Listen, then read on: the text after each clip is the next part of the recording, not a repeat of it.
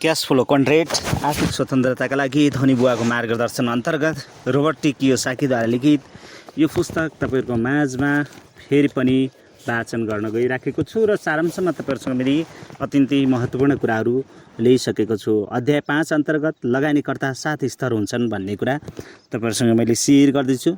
आशा छ पक्कै पनि अन्तिमसम्म सुन्ने कोसिस गर्नुहुनेछ र आजको यो श्रृङ्खलामा तपाईँहरूसँग बसेर निकै मिठो भलाकुसारी हुनेछ। मित्रहरू, तपाईँहरू पनि यस्तै मोटिभेसनल र उत्प्रेरणात्मक कुराहरू सुन्न चाहनुहुन्छ भने वकिल मगर मोटिभेसन नेपाल सर्च गरेर पनि सब्सक्राइब गर्न सक्नुहुन्छ, लाइक गर्न सक्नुहुन्छ र आफूलाई मनमा लागेका केही जिज्ञासाहरू पनि हेर्न सकिन्छ। त्यहाँ जुन प्रेरक कुराहरू हुने गर्दछन् भने यो चाहिँ रहेको छ। मैले तपाईँसँग सारांशमा भन्दैछु र सारांशमा भनेका कुराहरू पक्कै पनि बुझ्नुहुनेछ। मलाई लाग्छ लगानीकर्ताका 7 स्तर के छन् त। मेरा धनी बुवाले एकपटक मसँग सोध्नु भएको थियो, घोडामा दाउ लगाउने र सेयर किन्नेमा के फरक हुन्छ? मैले जवाब दिएको थिएँ, मलाई थाहा छैन। उहाँले भन्नुभएको थियो, दुवैमा धेरै फरक हुँदैन, त्यसैले कहिल्यै सेयर नकिन्नु। तिमी ठुलो भएर आफ्नो कम्पनी बनाउनुपर्छ, त्यसको सेयर ब्रोकरले बेच्नेछन् र अरूले किन्नेछन्। मेरा धनी बुवाको यो कुराको अर्थ के थियो भनेर मैले धेरै समयसम्म बुझ्न सकेन। जब म अरूलाई लगानी गर्ने विषयमा सिकाउन थालेँ तब मात्र मैले लगानीका कैयौँ प्रकारहरू हुन्छन् भनेर बुझेँ। यो अध्यायका लागि मैले कैयौँ ती जोन बार्लेलाई विशेष धन्यवाद दिन्छु, किनकि जोनलाई रियल इस्टेटको दुनियाँमा सबैभन्दा प्रतिभाशाली व्यक्तिमध्ये एक मानिन्छन्। 25 वर्षको उमेरमा उनले आफ्नो पैसाको प्रयोग नगरी 130 भन्दा बढी धेरै घर किने। 32 वर्षको उमेरसम्म उनी आर्थिक स्वतन्त्रताको स्तरमा पुगिसकेका थिए। उनले फेरि काम गर्न जरुरी थिएन, त्यसैले मैले जसरी नै उनले पनि मानिसहरूलाई शिक्षित बनाउने निर्णय लिए। तर उनको ज्ञान रियल इस्टेटमा मात्र सीमित छैन। उनले आफ्नो करियर फाइनेन्सियल प्लानरका रूपमा गरेका थिए, त्यसैले उनलाई वित्त र करको दुनियाँको गहिरो ज्ञान छ। साथै उनमा यी कुरा स्पष्ट रूपमा बुझाउन सक्ने अद्भुत योग्यता पनि छ। उनमा जटिल र अमूर्त विचारलाई सजिलो बनाउने प्रतिभा पनि छ, त्यसैले उनका कुरा सबैले बुझ्छन्। मानिसहरूलाई सिकाइदा उनले लगानीकर्ताहरूलाई 6 श्रेणीमा बाँडेको छन्। लगानीकर्ताहरू पनि पुरस्कृत छन् र उनीहरूको व्यक्तित्वको गुणमा के अन्तर छ भने कुरा नै वर्गीकरणको आधार हो। मैले उनको श्रेणीलाई संशोधित र विस्तृत गरेको छु। अर्को 7औं श्रेणी पनि सामेल गरेको छु। लगानीकर्ताको दुनियाँको बारेमा अरूलाई सिकाउन क्यास फ्लो कन्ट्र्याक्टका साथै तिनको श्रेणी विभाजनको विधिले पनि मेरै धेरै मद्दत गर्यो। जब तपाईँ विभिन्न स्तरको बारेमा पढ्नुहुनेछ तब सायद तपाईँ हरेक स्तरमा आफ्ना परिचित मानिसहरूलाई चिन्नुहुनेछ। सिक्ने वैकल्पिक अभ्यास। हरेक स्तरको अन्तमा मैले खाली स्थान छोडेको छु। त्यहाँ तपाईँ ती व्यक्तिको नाम लेख्न सक्नुहुन्छ जो तपाईँलाई त्यो स्तरमा छन् जस्तो लाग्छ। जब तपाईँलाई कुनै स्तरको बारेमा पढ्दा आफै त्यो स्तरमा छु जस्तो लाग्थ्यो भने त्यहाँ तपाईँ आफ्नो नाम लेख्न सक्नुहुन्छ। यो एक वैकल्पिक अभ्यास हो। यसको उद्देश्य विभिन्न स्तरका बारेमा तपाईँको बुझाइ बढाउनु हो। यसको लक्ष्य कुनै प्रकारले तपाईँका मित्रको अपमान गर्नु होइन। धनको विषय राजनीति, धर्म र सेक्स झैँ संवेदनशील हुन्छ। त्यसैले म यो सुझाव दिन चाहन्छु, तपाईँ आफ्नो व्यक्तिगत विचारलाई व्यक्तिगत नै रहन दिनुहोस्। ती कुरा सार्वजनिक रूपमा व्यक्त नगर्नुहोस्। हरेक स्तरको अन्तमा खाली स्थान त्यसैले दिइएको हो ताकि तपाईँले राम्रोसँग सिक्न सक्नुहोस्। तपाईँ यसको प्रयोग गर्न चाहनुहुन्छ या हुन्न भन्ने कुरा तपाईँमा निर्भर छ। आफ्नो लगानी कक्षाको सुरुवातमा म धेरैजसो यो सूचीको प्रयोग गर्छु। यसबाट निकै धेरै मद्दत मिल्छ।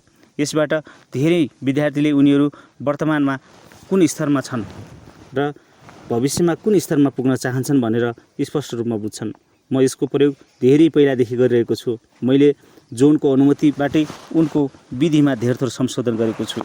कृपया 7वटा स्तर सावधानीपूर्वक पढ्नुहोस् र सुन्नुहोस् पनि। लगानीकर्ताका 7 स्तर। 0मा रहेको छ जो लगानीका लागि केही छैन। यी मानिससँग लगानी गर्न धन हुँदैन। उनीहरू जति कमाउँछन् त्यति खर्च गर्छन्। कैयौँ पटक त उनीहरू आफ्नो आम्दानीभन्दा धेरै खर्च गर्छन्। यो श्रेणीमा ती तथाकथित मानिस धनी पनि पर्छन् जसको खर्च उनीहरूको आम्दानी बराबर वा त्योभन्दा धेरै हुन्छ। दुर्भाग्यपूर्ण कुरा 50% वयस्क यही श्रेणीमा पर्छन्। के तपाईँ 0 स्तरको लगानीलाई चिन्नुहुन्छ? स्तर 1 मा ऋण लिनेहरू। यी मानिस उधारो पैसा लिएर आफ्नो वित्तीय समस्या सुल्झाउँछन्। उनीहरू उधारमा लिएको पैसाले लगानी गर्छन्। उनीहरूको वित्तीय नियोजन यस्तो खालको हुन्छ कि उनीहरू पिटरसँग उधारो लिएर पलको उधारो तिर्छन्। धनको क्षेत्रमा उनीहरू सुतुरमुर्ग झैँ बालुवामा टाउको छिराउँछन् र सबै कुरा सही हुने आशा र प्रार्थना गर्छन्। हुन त उनीहरूसँग केही सम्पत्ति हुन्छ, तर वास्तविकतामा सम्पत्तिभन्दा धेरै ऋण हुन्छ।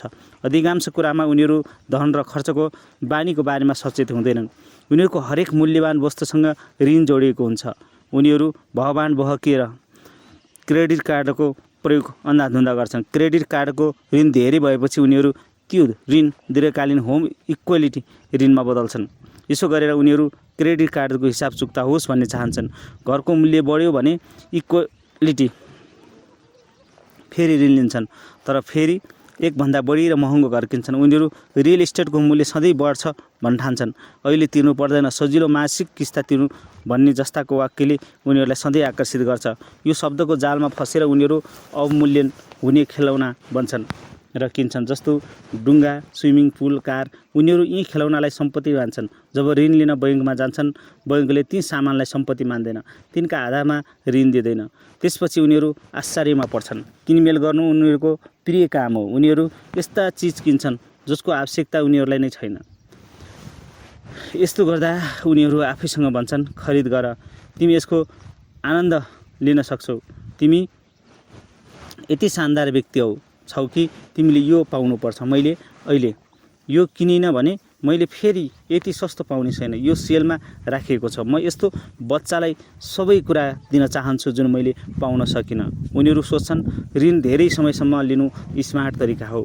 उनीहरू एक दिन धेरै मेहनत गर्नेछ र आफ्नो सारा ऋण तिर्नेछु भनेर आफैलाई भुलाइरहन्छन्। जति कमाउँछन् त्यति खर्च गर्छन्। कैयौँ पटक त कमाएको भन्दा धेरै खर्च गर्छन्। उनीहरूलाई उपभोक्ता भनिन्छ। पसले र कार बेच्नेहरू यस्ता मानिसहरू प्रेम गर्छन्। यस्ता मानिसहरूसँग पैसा हुने बित्तिकै खर्च गरिहाल्छन्। उनीहरूसँग पैसा नहुँदा उधारो लिन्छन्। उनीहरूलाई के समस्या छ भनेर सोध्ने हो भने उनीहरूले आम्दानी कम छ भन्छन्। उनीहरू सोच्छन् कि धेरै पैसा आयो भने समस्या सुल्झनेछ। उनीहरूले जति नै कमाउन् उनीहरू ऋणमा भासिँदै जान्छन्। तिनीहरूको अधिकांश यो कुरा थाहा हुँदैन कि उनीहरूले जति धन कमाइरहेका छन् यो आँकडा पहिला उनीहरूलाई ठुलो रकम वा सपना लाग्थ्यो, तर आज जब उनीहरूले आफ्नो सपनाको आम्दानी हासिल गरे तर पनि पर्याप्त छैन। उनीहरूले देख्न सक्दैनन्। समस्या उनीहरूको आम्दानी होइन, धन सम्बन्धी बानी हो। केही मानिस अन्ततः गहिराइमा विश्वास गर्न थाल्छन्। उनीहरूको स्थिति निराशाजनक हुन थालेपछि उनीहरू हार मान्न थाल्छन्। उनीहरू आफ्नो टाउको ऋणको दलदलमा धेरै गहिराइमा धर्साउँछन्। त्यही कुरा दोहोऱ्याउँछन्। उधारो लिने सामान किन्ने र खर्च गर्ने बानीमा नियन्त्रण हुँदैन। जसरी भोगो मानिस उदास भएपछि लगातार खान्छ, त्यसै गरी मानिस उदास भयो भने लगातार खर्च गर्छन्। उनीहरू खर्च गर्छन्, उदास हुन्छन् र अझ बढी खर्च गर्छन्। धनको विषयमा आफ्ना प्रियजनसँग झगडा हुन्छ। यो वा त्यो चिज किन्ने आफ्नो आवश्यकतालाई तर्कपूर्ण साबित गर्ने कोसिस गर्छन्। उनीहरू आफ्नो आर्थिक हालत पूर्ण रूपमा व्यवस्था गर्छन् र अभिनय गर्छन्। कुनै न कुनै दिन धन सम्बन्धी समस्या जादुले गायब हुनेछ वा उनीहरूसँग मनमा लागेको कुरामा खर्च गर्न पर्याप्त धन हुनेछ। हुनसक्छ यो स्तरका लगानी धनी देखिन्छन्। हुनसक्छ उनीहरूसँग ठुलो घर र चमचमाउँदो कार छ, तर तिनलाई तपाईँ भित्रभित्रै जानुभयो भने थाहा पाउनुहुन्छ उनले उधारो लिएर सामान किनेको हुन्छन्। हुनसक्छ उसले धेरै धन कमाएको होस्, तर वास्तविकतामा ऊ वित्तीय बर्बादीबाट एक व्यवसायिक दुर्घटनाको दूरीमा हुन्छ। मेरो क्लासमा एकपटक एक पूर्व व्यवसाय मालिक आएका थिए। उनी जमेर कमाऊ र जमेर खर्च गरेको जीवन दर्शनमा चल्थे। वर्षौँसम्म उनीसँग आभूषणको पसलको समृद्ध चेन थियो, तर अर्थव्यवस्थामा अचानक मन्दी आएर उनको व्यवसाय एक झट्कामा गायब भयो। तर उनको ऋण गायब भएन। 6 महिनाभन्दा कम समयमा ऋणले उनको कुरा निल्यो। उनी मेरो क्लासमा नयाँ जवाबको खोजीमा आएका थिए। उनी स्तर 1 का लगानीकर्ता थिए, तर उनी यो कुरामा स्वीकार गर्न त के विचार गर्न समेत तयार थिएनन्। उनी बी क्वाड्रेन्टबाट आएका थिए। उनी आई क्वाड्रेन्टमा धनी बन्ने सपना देखिरहेका थिए। उनी यो विचारमा बाँधिएका थिए किनकि उनी सफल व्यवसायी थिए। त्यसैले उनी तिनी सूत्रको प्रयोग गरेर लगानीको दुनियाँमा वित्तीय स्वतन्त्रता प्राप्त गर्न सक्थे। व्यवसायी भएकै कारण सजिलै लगानीको दुनियाँमा सफल हुन सकिन्छ भन्ने सोच भएका व्यक्तिको लागि उनी एक आदर्श उदाहरण हुन्। तर हो, सही कुरा हो होइन, किनकि व्यवसाय र लगानीको नियम एक समान हुँदैन। जबसम्म यस्ता लगानीकर्ता बदलिन चाहँदैनन् तबसम्म उनीहरूको वित्तीय भविष्य अन्धकारमय हुन्छ। के तपाईँ स्तर 1 को लगानीकर्तालाई चिन्नुहुन्छ? पक्कै पनि। स्तर 2 मा रहेको छ बचत गर्नेहरू।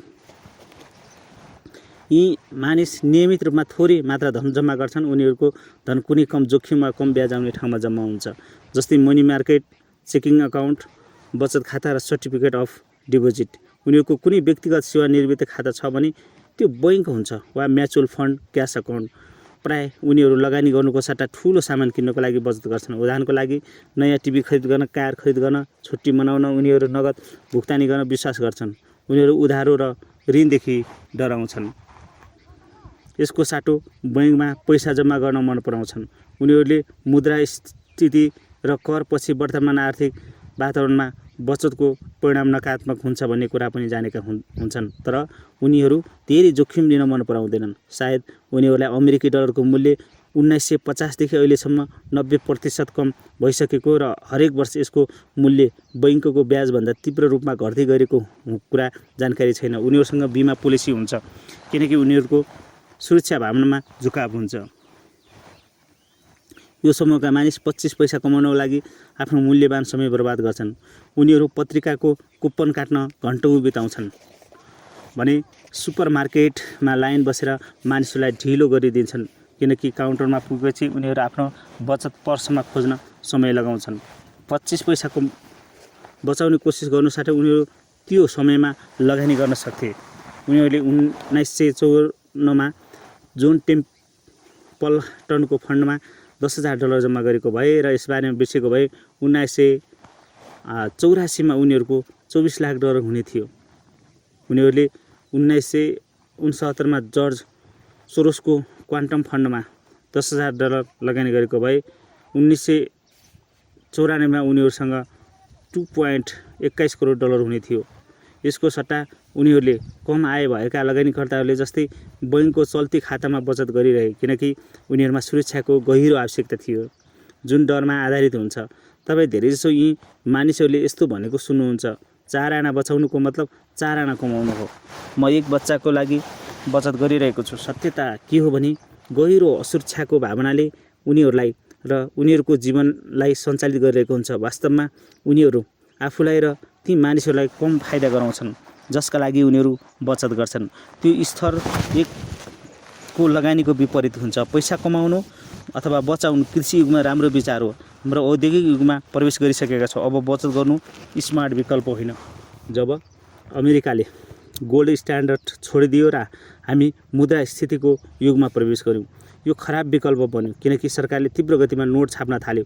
जो मानिसहरू मुद्रास्फीतिको समयमा धन बचाउँछन् उनीहरू अन्ततः पराजित हुन्छन्। प्रश्न छ, हामी मुद्रा सङ्कुचनको समयमा अगाडि बढ्यो भने विजेता बन्न सक्छौँ, तर त्यो बेला छापिएका नोटको अवमूल्यन भएको हुँदैन। धेरथोर बचत गर्नु राम्रो कुरा हो, यो उचित हो। तपाईँसँग 6 महिनादेखि 1 वर्षसम्मको जीवनयापनको खर्च गर्ने पैसा बैंकमा जम्मा हुन्छ, तर त्योभन्दा धेरै पैसा बैंकमा राख्नु ठिक होइन, किनकि लगानीका लागि योभन्दा राम्रो र सुरक्षित साधन अरू छैन।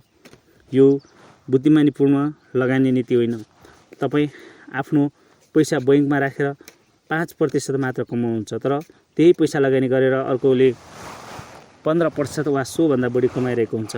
तपाईँ लगानीको अध्ययन गर्न चाहनुहुन्छ र वित्तीय जोखिम लिन डराउनुहुन्छ भने बचत गर्नु लगानी गर्नुभन्दा राम्रो विकल्प हो।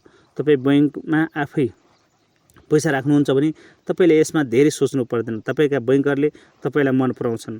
उनीहरूले तपाईँलाई मन पनि किन नपराउन्। तपाईँ बचत खातामा जति पैसा जम्मा गर्नुहुन्छ त्यसको हरेक डलर बैंकले $10 देखि $20 ऋण दिन्छ। बैंकले ऋणमा 19% ब्याज असुल गर्छ, तर तपाईँलाई 5% भन्दा ब्याज कम दिन्छ। त्यसैले हामी सबै बैंकर बन्नु जरुरी छ। के तपाईँले स्तर 2 को लगानीकर्तालाई चिन्नुभएको छ? स्तर 3 मतलब 3 स्मार्ट लगानीकर्ता को हुन् त? यो समूहमा 3 प्रकारका लगानीकर्ता हुन्छन्। यस स्तरका लगानीकर्ता लगानी गर्ने आवश्यकताका बारेमा जागरुक हुन्छन्। यी मानिसहरू सेवानिवृत्ति योजना 401K एसइपी सुपर एन्युसन पेन्सन आदिमा पनि भाग लिन सक्छन्। कैयौँ पटक उनीहरू म्युचुअल फन्ड, स्टर्न बोन्ड वा सीमित साझेदारी बाहिरी लगानी पनि गर्न सक्छन्। सामान्यतया उनीहरू बुद्धिमान र सुशिक्षित हुन्छन्। उनीहरू यो देशको 2/3 मानिसहरू हुन् जसलाई हामी मध्यम वर्गको नामले चिन्छौँ। लगानीको क्षेत्रमा उनीहरू शिक्षित हुँदैनन्, उनीहरू पुरस्कृत हुँदैनन्। उनीहरू कम्पनीको वार्षिक रिपोर्ट, कम्पनीको पर्फेक्सन सायदै पढ्छन्। उनीहरूलाई वित्तीय रिपोर्ट पढ्ने प्रशिक्षण कहिले दिएको हुँदैन। उनीहरूमा वित्तीय साक्षरताको कमी हुन्छ। उनीहरूसँग कलेजको डिग्री हुन सक्छ, उनीहरूसँग डाक्टर वा लेखापाल हुन सक्छन्, तर लगानीको संसारमा धेरै कम मानिसहरू औपचारिक रूपमा प्रशिक्षित हुन्छन्। यस स्तरका 3 मुख्य श्रेणीहरू हुन्छन्। यस स्तरका लगानीकर्ता स्मार्ट हुन्छन्, जोसँग राम्रो शिक्षा र राम्रो आम्दानी हुन्छ। यिनमा निम्न अनुसारको अन्तर हुन्छ। स्तर 3 मा ईएमा रहेको छ। यो स्तरको मानिसहरूको समूहले भन्छ, मलाई डिस्टर्ब नगर। उनीहरूले आफूलाई धनको विषयमा केही नजानेको र कहिल्यै नजान्ने ठान्छन्। उनीहरू यस्ता कुरा गर्छन्, मलाई अङ्कको राम्रो ज्ञान छैन, लगानीले कसरी काम गर्छ भनेर कहिल्यै बुझ्दिनँ, म व्यस्त छु, म यति धेरै कागजी काम गर्नुपर्ने, यो धेरै जटिल छ, लगानी गर्नु जोखिमपूर्ण काम हो, म धनको निर्णय प्रोफेसनल छोड्न चाहन्छु, यो धेरै झन्झटिलो काम हो। हाम्रो परिवारमा लगानी गर्ने काम मेरो पति वा श्रीमतीको जिम्मामा छोडिदिएको छु। यी मानिसहरू धनलाई आफ्नो अवकाश योजनामा हालेर बेकामी भएर बस्छन् र कुनै वित्तीय योजनाकारलाई दिन्छन्। उसले उनीहरूलाई विविधीकरणको सल्लाह दिन्छ। त्यसपछि उनीहरू आफ्नो वित्तीय भविष्यको बारेमा कहिल्यै सोच्दैनन्। उनीहरू हरेक दिन कडा मेहनत गर्छन् र आफूसँग भन्छन्, कम्तीमा मसँग अवकाश योजना छ। उनीहरूले आफ्नो लगानी कस्तो थियो भन्ने अवकाश भए मात्रै थाहा पाउँछन्। के तपाईँ 3A का लगानीहरूलाई चिन्नुहुन्छ? 3B को दोस्रो दोषदर्शीहरूको हो। यी मानिस ती सारा कारण जान्दछन् जस्तो कुनै लगानी किन सफल हुँदैन। यस्ता मानिसको छेउछाउमा बस्नु खतरनाक हुन्छ। उनीहरू बुद्धिमान जस्ता देखिन्छन्, अधिकारपूर्वक बोल्छन्, आफूले छानेको क्षेत्रमा सफल हुन्छन्, तर आफ्नो बौद्धिक मुखौटो मुनि डरपोक हुन्छन्। उनीहरूलाई तपाईलाई लगानीका बारेमा, यसमा तपाईले किन र कसरी धोका खानुभयो भनेर सठिक तरिकाले बताउन चाहन्छन्। उनीहरू कुनै सेयर वा लगानीको बारेमा सल्लाह लिएपछि जब तपाईँ फर्कनुहुन्छ, तपाईँको हालत खराब हुन्छ र तपाईँ शङ्का, डर भरिन्छ र मानिस प्राय दोहोऱ्याउँछन्, हेर्नुहोस् त, म पहिला नै एकपटक मूर्ख बनिसकेको छु, अब ती मानिसले मलाई मूर्ख बनाउन सक्दैनन्। उनीहरू प्राय नाम लिन्छन् र यस्ता खालका कुराहरू गर्छन्। मेरुल लिन्चका मेरा ब्रोकर बा डिन बिटर, नाम लिएपछि उनीहरूलाई आफ्नो असुरक्षित लुकाउन मद्दत मिल्छ। अनौठो कुरा त के छ भने दोषदर्शीहरूले नै भेडा जस्तै बजारको अनुसरण गर्छन्। काम धन्दामा सधैँ वित्तीय पाना वा वाल स्ट्रिट जर्नल पढ्छन्। उनीहरू पत्रिका पढ्छन् र छुट्टीको समयमा धेरै सबैको अगाडि बसेर आफ्नो ज्ञानको बखान गर्छन्। उनीहरूको भाषा नवीनतम लगानी शब्दावली र प्राविधिक शब्दले भरिएको हुन्छ। उनीहरू सधैँ ठुलो व्यापारको कुरा गर्छन्, तर उनीहरू त्यसमा कहिल्यै सामेल हुँदैनन्। उनीहरू ती कम्पनीको सेयर खोजिरहेका हुन्छन् जसको बारेमा पत्रिकाको पहिलो पानामा राम्रो खबर छापिएको हुन्छ। सेयर लाभदायक छ भने उनीहरू किन्छन्, तर पत्रिकाबाट प्राप्त खबर ढिलो भइसकेको हुन्छ। वास्तविक स्मार्ट लगानीकर्ताले त्यो खबर छापिनुभन्दा पहिला नै त्यो कम्पनीको सेयर किनिसकेको हुनुपर्छ। दोषदर्शीलाई यो कुरा थाहा हुँदैन, तर नराम्रो खबर आउँछ तब उसले आलोचना गर्छ र भन्छ, मलाई यो कुरा थाहा थियो। ऊ सोच्छ ऊ खेलिरहेको छ, तर वास्तवमा ऊ मैदान बाहिर बसेको दर्शक हो। ऊ खेलको मैदानमा उत्रन चाहन्छ, तर उसको मनमा गहिराईमा लड्ने डर हुन्छ।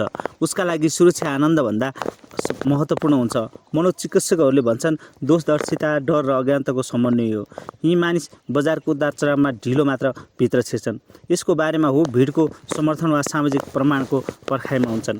उनीहरूले लगानीको निर्णय सही हो भनेर भन्छन्, किनकि उनीहरू सामाजिक प्रमाणको पर्खाइमा हुन्छन्। त्यसैले उनीहरू जब किन्छन् र त्यति बेला सेयर बजार आफ्नो चरममा हुन्छ।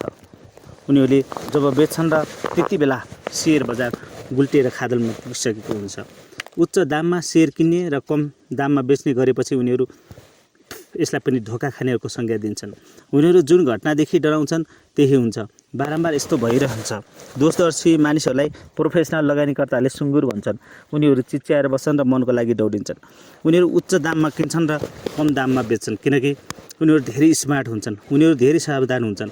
असलमा उनीहरू स्मार्ट त हुन्छन् तर जोखिम लिने गल्ती गर्नदेखि डराउँछन्।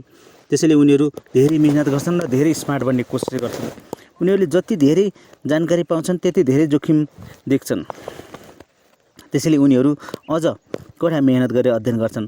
आफ्नो दूरदर्शी दृष्टिकोणले का कारण उनीहरू तबसम्म पर्खन्छन् जबसम्म धेरै ढिलो भइसकेको हुन्छ। उनीहरू तब बजारमा उत्रन्छन् जब लोभ उनीहरूको डरमा हाबी हुन्छ। उनीहरू अर्को सुँगुरको पछि पछि आउँछन् र मर्छन्। तर दूरदर्शी लगानीकर्ताको खराब बानी भनेको उनीहरू आफ्ना छेउछाउका मानिसहरूमा गहिरो डरको सङ्क्रमण फैलिदिन्छन् र जुन बुद्धिको भेषमा लुकेको हुन्छ। जब लगानीको कुरा आउँछ तब उनीहरू तपाईँलाई लगानी किन असफल हुन्छ भनेर भन्न थाल्छन्। तर उनीहरूले तपाईँलाई लगानी कसरी सफल हुन्छ भन्ने कुरा बताउँदैनन्। शिक्षा, सरकार, धर्म र सञ्चार क्षेत्रको दुनियाँ जस्तै मानिसले भरिएको छ। उनीहरू गलत काम र वित्तीय बर्बादीको खबर सुन्न मन पराउँछन्। यसबाट उनीहरू त्यसमा नुन खुर्सानी दलेर सन्देश फैलाउन सकुन्। लगानीको क्षेत्रमा उनीहरू सोमबार बिहानका विशेषज्ञ हुन्छन् जसले आइतबार भएको खेलमा समीक्षा गर्छन्। उनीहरूले सायदै कुनै वित्तीय सफलताको बारेमा कुनै राम्रो कुरा गरेका हुन्छन्। दोषदर्शीलाई गलत कुरा खोज्न सजिलो लाग्छ। आफ्नो ज्ञान र साहसको कमी प्रकट गर्नबाट बच्ने र सुरक्षित रहने यो उनीहरूको तरिका हो। मूल दोषदर्शी प्राचीन ग्रिक दार्शनिक थिए। मानिस उनीहरूलाई घृणा गर्थे किनकि योग्यता र सफलताको बारेमा उनीहरूले दृष्टिकोण आलोचनापूर्ण र तिरस्कारको थियो। उनीहरूलाई कुकुर जस्ता मानिस भनिन्थ्यो। सिनिक शब्द ग्रिक भाषाबाट आएको हो जसको अर्थ कुकुर हुन्छ। जब कुरा धनको आउँछ तब कयौँ मानिस कुकुर झैँ व्यवहार गर्छन्। उनीहरू स्मार्ट र शिक्षित हुन सक्छन्। सावधान रहनु। कुकुर जस्ता मानिसलाई आफ्नो वित्तीय सपना कुल्चन नदिनुहोस्। हुन त धनको दुनियाँ बदमास र लुच्चा ढोंगीहरूले भरिएको छ तर यस्ता मानिस कहाँ छैनन् र। धेरै कम धन र कम जोखिम मोलेर छिटो धनी बन्न सम्भव छ तर यो तब सम्भव छ जब तपाईँ यसलाई सम्भव बनाउनको लागि आफ्नो तर्फबाट मेहनत गर्नुपर्छ। यसको साथै तपाईँले यो गर्न पनि जरुरी छ। तपाईँ आफ्नो दिमाग खुला राख्नुहोस् र दोषदर्शी र बदमास दुवैदेखि सावधान रहनुहोस्। यी दुवै वित्तीय रूपमा खतरनाक हुन्छन्। के तपाईँ स्तर 3B का लगानीकर्तालाई चिन्नुहुन्छ? स्तर 3C र यो स्तरको तेस्रो श्रेणीमा जुवाडे पनि पर्छन्। व्यावसायिक ट्रेडर्सहरू यो समूहलाई पनि सुँगर नै भन्छन्। तर जहाँ दोषदर्शी आवश्यकताभन्दा बढी सावधान हुन्छन् त्यो पनि सबै मानिसहरू पर्याप्त सावधान हुँदैनन्। उनीहरू स्टक मार्केट र लगानीको कुनै बजार यसरी हेर्दैनन् जसरी ती लस भेगासको जुवाको टेबल हेर्छन्। यो भाग्यमा निर्भर छ। पैसा प्याग र 2 गुणा बनाऊ। ट्रेडिङ गर्दा यो समूहका मानिसहरू कुनै नियम वा सिद्धान्तमा हुँदैनन्। उनीहरू बच्चाले जस्तो अभिनय गर्छन्। उनीहरू त्यति बेलासम्म गर्छन् जबसम्म उनीहरू जित र हार हुँदैन। जित्नुको साटो हार्ने सम्भावना धेरै हुन्छ। उनीहरू लगानीको त्यो रहस्य वा अलादिनको चिरागको खोजी हुन्छन्। उनीहरू सधैँ लगानीको नयाँ र रोमाञ्चक तरिकाको खोजीमा हुन्छन्। धेरै मानिसको मेहनत, अध्यागमन र बुझाइको साटो टिप्स वा सर्टकटको बाटो हिँड्न मन पर्दछन्। उनीहरू लगानीका बाटोमा अथवा लगानीका हरेक क्षेत्रमा हाम फाल्छन्। कमोडिटिज, IPO, पेनी स्टक, ग्याङ एन्ड आयल आदि कुरामा सामेल हुन्छन्। उनीहरू मार्जिट्स, फुड्स, कल्स र अप्सन्स जस्ता पुरस्कृत लगानीहरूको प्रयोग गर्न मन पराउँछन्। खेलाडी को हो र नियम कसले बनाएको हो केही नसोची खेलको मैदानमा होमिन्छन्। यी मानिस यो दुनियाँका सबैभन्दा खराब लगानीकर्ता हुन्। उनीहरू सधैँ छक्कदाउ र कोसिस गर्छन्। आम रूपमा उनीहरू क्लिन बोल्ड हुन्छन्। जब उनीहरूसँग सोधिन्छ उनीहरूको लगानीको स्थिति के छ र उनीहरू सधैँ लगभग बराबर र थोर फाइदामा छ भन्ने गर्छन् जबकि उनीहरूले आफ्नो सबै धन गुमाइसकेका हुन्छन्। यस्ता खालका लगानीकर्ताले 90% भन्दा धेरै धन गुमाउँछन्। उनीहरू कहिले आफ्नो नोक्सानको कुरा गर्दैनन्। उनीहरूलाई फाइदा भएको सम्झौता मात्र याद हुन्छ। जब उनीहरूले 6 वर्ष पहिला गरेका थिए उनीहरू सोच्छन् उनीहरू यो सम्झौतामा स्मार्ट थिए।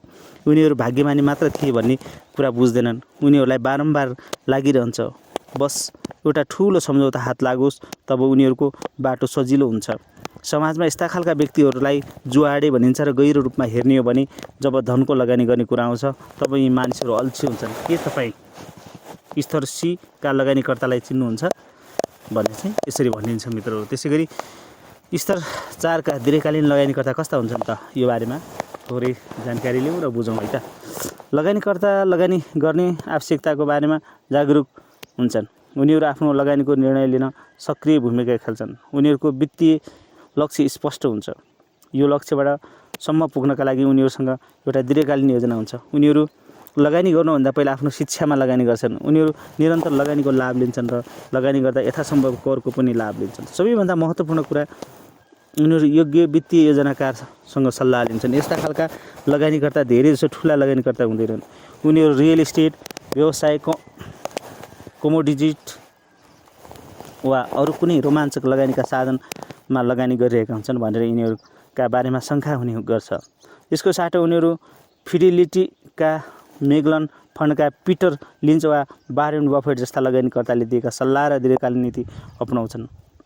तपाईँ अहिलेसम्म दीर्घकालीन लगानीकर्ता बन्न सक्नुभएको छैन भने जति छिटो बन्न सक्नुहुन्छ बन्नुहोस्। यसको मतलब के हो भने तपाईँ एक योजना तयार गर्नुहोस्, आफ्नो खर्चको बारेमा नियन्त्रण गर्नुहोस्, आफ्नो ऋण र दायित्व कम गर्नुहोस्, आफ्नो आम्दानीबाटै खर्च गर्नुहोस् र फेरि आफ्नो आम्दानी बढाउनुहोस्। पत्ता लगाउनुहोस् हरेक महिना कति लगानी गर्दा कति महिनामा वास्तविक ब्याज दरमा त्यति आम्दानी हुनेछ जति आम्दानीले तपाईँ आफ्नो लक्ष्यसम्म पुग्नुहुनेछ। तपाईँको लक्ष्य यस्तो खालको हुनुपर्छ। तपाईँ कुन उमेरमा काम छोड्ने योजना बनाइरहनु भएको छ? तपाईँलाई हरेक महिना कति धनको आवश्यकता हुन्छ? दीर्घकालीन योजना बनाउनाले मात्र धेरै फाइदा हुन्छ। यो योजना यस्तो हुनुपर्छ जसले तपाईँको उपभोक्ता ऋण कम गरोस् र कुनै शीर्षस्थ म्युचुअल फन्डमा नियमित आधारमा धन जम्माओस्। यो योजनामा अगाडि बढ्नुभयो भने तपाईँ धनी मानिसको रूपमा सेवानिवृत्त हुने बाटोमा अगाडि बढ्न थाल्नुहुन्छ। तपाईँ यो काम छिट्टै सुरु गर्नुहोस् र आफू के गरिरहेको छु भन्ने कुरामा तीक्ष्ण नजर राख्नुहोस्। यो स्तरमा आफ्नो योजनालाई सजिलो बनाउनुहोस्। हावामा उड्ने विचार मनमा नल्याउनुहोस्। परिष्कृत लगानीलाई वृत्ति दिनुहोस्। दमदार सेयर र म्युचुअल फन्डमा लगानी गर्नुहोस्। तपाईँ यो सबै थाहा छैन भने छिटो सिक्नुहोस्। क्लोज्ड एन्ड म्युचुअल फन्ड कसरी खरिद गर्ने भनेर सिक्नुहोस्। बजारभन्दा धेरै स्मार्ट बन्ने कोसिस नगर्नुहोस्। बिमा साधनको प्रयोग बुद्धिमत्तापूर्वक र सुरक्षाको लागि गर्नुहोस्, धन बढाउनको लागि होइन। मूल्याङ्कनका लागि भेनगार्ड इन्डेक्स 500 फन्ड जस्ता म्युचुअल फन्ड प्रयोग गर्नु उचित हुन्छ, जसले अतीतमा 2/3 म्युचुअल फन्डमा धेरै सफल प्रदर्शन गरेका छन्। 10 वर्षपछि यस्तो खालको फन्डले तपाईँलाई 90% प्रोफेसनल म्युचुअल फन्डको म्यानेजरले भन्दा धेरै फाइदा दिन सक्छ। तर सधैँ याद राख्नुहोस्, कुनै पनि लगानी 100% सुरक्षित हुँदैन। इन्डेक्स फन्डको लागि आन्तरिक दोषहरू देखिन सक्छन्। ठुला सम्झौताहरूको प्रतीक्षा गर्न छोडिदिनुहोस्। सानो सम्झौताबाट खेल मैदानमा जानुहोस्। जस्तै मैले केही डलरबाट लगानी सुरु गरेको थिएँ। पहिला सही वा गलत हुने बारेमा चिन्ता नगर्नुहोस्। तपाईँले एकपटक सुरु गर्नको लागि केही पैसा लगाएपछि धेरै कुराहरू सिक्नुहोस्, तर पहिला थोरै पैसा मात्र लगानी गर्नुहोस्। ज्ञान कसरी बढाउन सकिन्छ भनेर पैसालाई थाहा हुन्छ, तर डर र लाजले तपाईँलाई पछाडि रोकेर राख्छ। तपाईँ सधैँ एउटा ठुलो खेलमा जान सक्नुहुन्छ, तर तपाईँ कहिले समय र शिक्षाको त्यो नोक्सान भरपाई गर्न सक्नुहुन्छ जुन तपाईँले सही काम गर्ने या ठुलो व्यापार गर्ने पर्खाइ गर्नुभएको छ। याद राख्नुहोस्, सानो सम्झौताले ठुलो सम्झौतासम्म लिएर जान्छ, तर त्यसको लागि तपाईँले सुरुवात गर्नुपर्छ। पर्खेर नबस्नुहोस्। आफ्नो क्रेडिट कार्ड कम गर्नुहोस्। विलासिताका खेलौनाबाट मुक्ति पाउनुहोस् र एउटा राम्रो नो लोड म्युचुअल फन्डलाई फोन गर्नुहोस्। वास्तवमा नो लोड फन्ड जस्तो कुनै कुरा हुँदैन।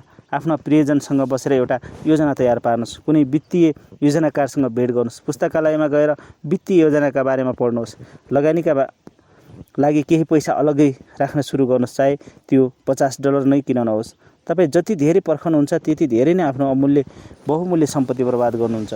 समयको अमूर्त र अनमोल सम्पत्ति बर्बाद गर्नुहुन्छ। एउटा रोचक टिप्पणी छ, अमेरिकाका अधिकांश मिलियनियर स्टार 4 बाटै आउँछन्। द मिलियनियर नेक्स्ट डोर पुस्तकमा औसत मिलियनियरको वर्णन गर्दै भनेको छ, उनीहरू फोर्ड टोरस कार चलाउँछन्, कुनै कम्पनीको मालिक हुन्छन् र आफ्नो आम्दानीभन्दा कम खर्च गर्छन्, लगानीको अध्ययन गर्छन् र मार्गदर्शन गर्छन्। उनीहरूसँग एउटा योजना हुन्छ। उनीहरू धेरै समयको लागि लगानी गर्छन्। जब उनीहरूको लगानीको कुरा आउँछ, उनीहरू कुनै हावादारी वा खतरनाक काम गर्दैनन्। उनीहरू साँच्चै रूढिवादी हुन्छन्। उनीहरूको सन्तुलन वित्तीय बानीले धेरै समयपछि उनीहरूलाई धनी र सफल बनाउँछ। यो जो मानिस जोखिम लिन मन पराउँदैनन्, लगानीको विषयमा अध्ययन गर्न धेरै समय बर्बाद गर्छन् अथवा गर्नुको साटो आफ्नो व्यवसाय, जागिर र करियरमा ध्यान केन्द्रित गर्न चाहन्छन्, उनीहरू समृद्ध जीवन बाँच्न चाहन्छन् भने उनीहरूका लागि स्तर 4 अथवा स्तर 4 अनिवार्य छ। यिनीहरूका लागि वित्तीय योजनाकारको सल्लाह लिनु अझ बढी उपयुक्त र महत्त्वपूर्ण हुन्छ। वित्तीय सल्लाहले लगानीको रणनीति बनाउन तपाईँको मद्दत गर्न सक्छन् र दीर्घकालीन लगानी ढाँचासँगै सही बाटोमा तपाईँको सुरुवात गर्न लगाउँछन्। मित्रहरू, आजको यो श्रृङ्खला तपाईँहरूलाई कस्तो लागिरहेको छ? पक्कै पनि अत्यन्तै महत्त्वपूर्ण लागेको छ भन्ने मलाई लाग्छ। आजको यो श्रृङ्खलाबाट पक्कै पनि तपाईँहरूसँग अन्तिम चरणमा आइसकेको छु। आजको यो अध्याय रहेको छ 5औं अध्याय अन्तर्गत क स्तरको क अध्याय कमा मैले तपाईँहरूसँग यसरी जोडिराखेको छु। यो स्तर लगानीकर्ता धैर्यवान हुन्छन्, समयको लाभको उपयोग गर्छन् र छिटै सुरु गर्नुहुन्छ र नियमित रूपमा लगानी गर्नुहुन्छ भने तपाईँले धेरै धन जम्मा गर्न सक्नुहुन्छ।